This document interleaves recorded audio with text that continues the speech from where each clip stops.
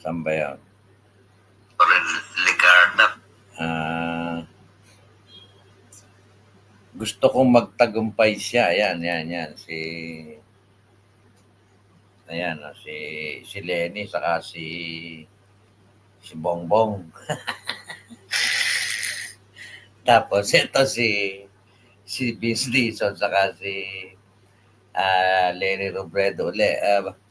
Ang ibig ko sabihin dito, kasi kung mapapansin nyo si Risa Ontiveros,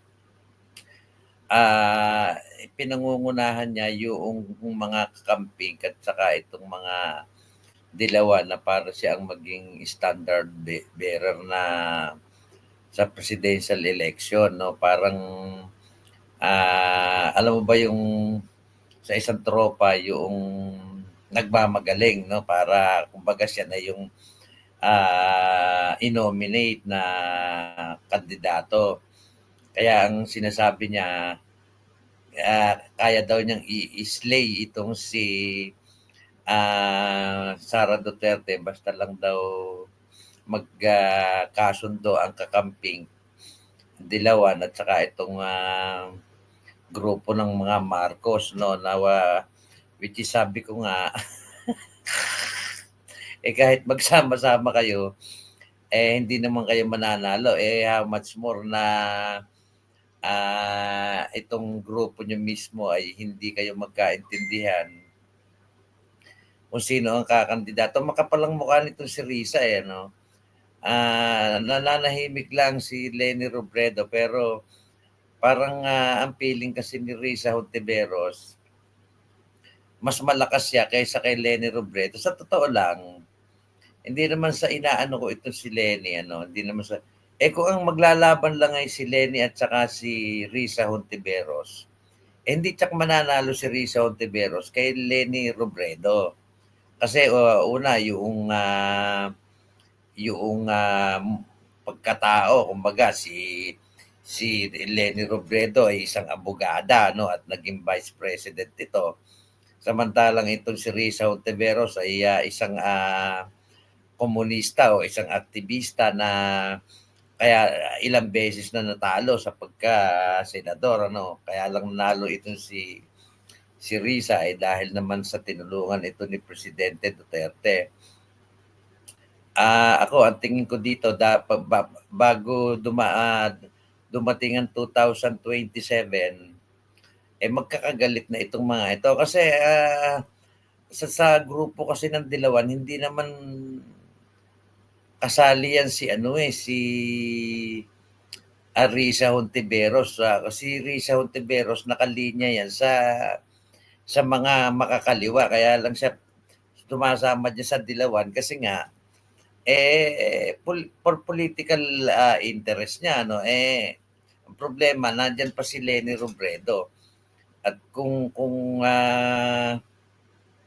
titingnan mo itong Dilawan, kung mahahanap ka ng pwedeng tumakbong presidente rito, si Lenny Robredo lang ang pwede niyong ituro dito. Hindi naman po pwede si Mar Rojas dahil lalong matatalo. Hindi naman po pwede si Bambam, lalong matatalo. Hindi naman po pwede si Kiko. So ang tingin ni Risa Hontiveros dito, siya na ngayon yung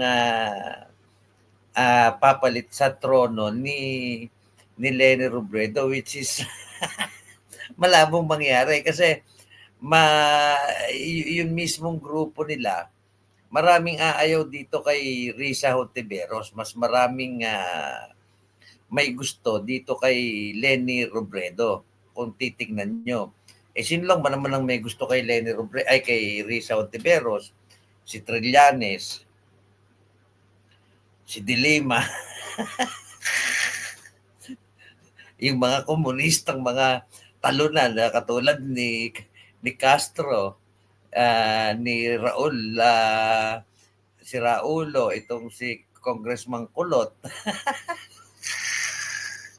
So definitely, magkakaroon ng away ngayon dito sa grupo nitong mga Dilawan na ito at mga makakaliwa. Kasi nga, mag-aagawan sila ng Kasi ang tingin nila kasi dito, lalo na yan, katulad niyan, ini-impeach nila si Sara Duterte. Sinisiraan nila si Sara Duterte. Ang nasa isip kasi ng mga yan,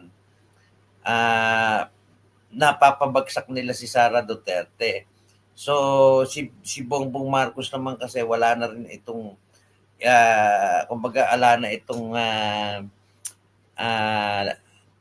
ano tawag dito, endorsement power. Wala na ito. Kiss of death nga ang ano nito. Kaya lang, siyempre, ikaw yung presidente, hawak mo yung makinarya, kung susuportahan ka nito, medyo masusuportahan ka sa pera, no? Oo, ganun lang yun. Kaya panay ang sip-sip nila kay Bongbong Marcos. Nakakalimutan nila si Romualdez, no? Kasi si Romualdez, kung titignan nyo, nililinis nila talaga yung pangalan nito kasi for the purpose nga na ito ay patatakbuhin pa rin ni Bongbong Marcos kasi proteksyon niya ito para hindi siya makulong. Kasi kung ang magiging presidente ay si Sara Duterte, kulong siya. Kung ang magiging presidente ay manggagaling sa Dilawan, kulong pa rin si Bongbong Marcos. So definitely ang susuportahan itong si Bongbong Marcos ay yung kanyang pisan, hindi dahil magaling yung pisa niya, kundi dahil iyon yung kanyang proteksyon pagbaba niya. Kaya walang kalaban-laban itong mga ito in fair election kasi sa halip na maging two-way fight, baka nga maging four-way fight pa ito. Sabi ko nga dati, tatlo lang Dilawan, Verde, Pula. Romualdez, Dilawan sa DDS. No? Baka mukhang magiging apat pa dahil sa hindi magpaparaya itong si Risa Hontiveros Hindi ito magpaparaya kasi last hura niya na ito Wala siyang tatakbuhan. Saan siya tatakbo? Hindi naman siya po pwedeng tumakbo kung senador yata dahil definitely ang tatargetin na nito ay yung pagiging presidente sapagkat itong 2028 election na ito, do or die ito sa dalawang political na naglalaban dito, itong mga DDS o mga Duterte at itong Dilawan at mga Marcos. Kung sino ang matatalo dyan, hindi na sila muling makakabalik sa national politics. Pag natalo ang Dilawan dito, talagang ala na sila, tapos na sila. Itong mga Marcos, ala na ito, tapos na ito Natapos na si Bongbong. Pag natalo nila yung Duterte, of course, wala na yung mga Duterte niya, gugupuin na nila ng todo yan. O isa-isahin nila. Ang problema kasi talagang mahihirapan sila dito sa mga Duterte kaya nga pinipilit nila yung impeachment, no? At siguro naiisip nila na makukonvict si Sara Duterte kaya pumoporma na ngayon itong si Risa Hontiveros. Sino bang makakalaban ni Risa Hontiveros? Siyempre si Romualdez, just in case na hindi tumakbo si Sara Duterte. Sabihin mo na hindi tumakbo yung mga Duterte.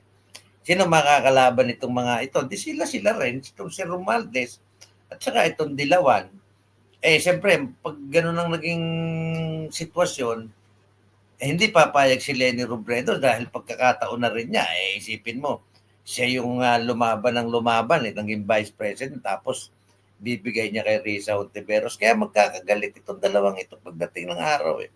Tingnan niyo, sigurado yan, magiging dalawang grupo yan. Magiging dalawang grupo yan.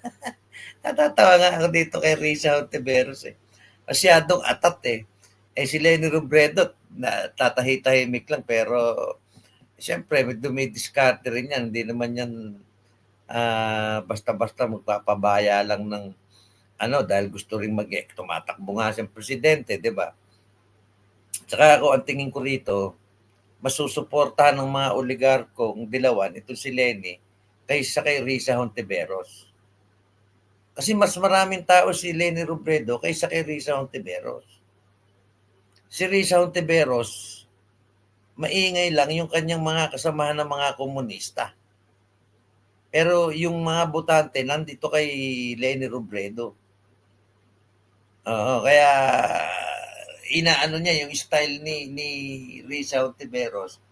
Ina-out of niya si si Leni Robredo. Pero alam ni Leni Robredo yung ginagawa ni Risa na ina-out of place niya si Leni Robredo. Kumbaga hindi niya na isinasalma doon sa magiging presidential. Basta ang sinasabi niya, kung magkakaisa kami, Dilawan, Kakamping, mga loyalista, willing daw siyang tumakbo.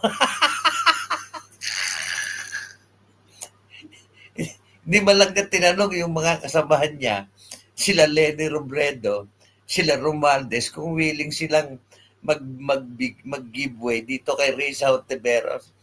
Magulo ito. Paano kayo mananalo niyan? Kayo nga, hindi kayo magkaintindihan. Ang dami yung kandidato, di ba? Yung sinasabi ko sa inyong mga supporter nitong mga Dilawan. Pagdating sa kanilang mga interest, talagang sila magngangat-ngatan yan. Believe me. Hindi katulad ng mga DDS, iisa lang ang kandidato. Marami kaming botante, iisa lang ang kandidato namin. Kayo, marami kayong kandidato, wala kayong botante. Diba? Yun lang at babay na po. Babus.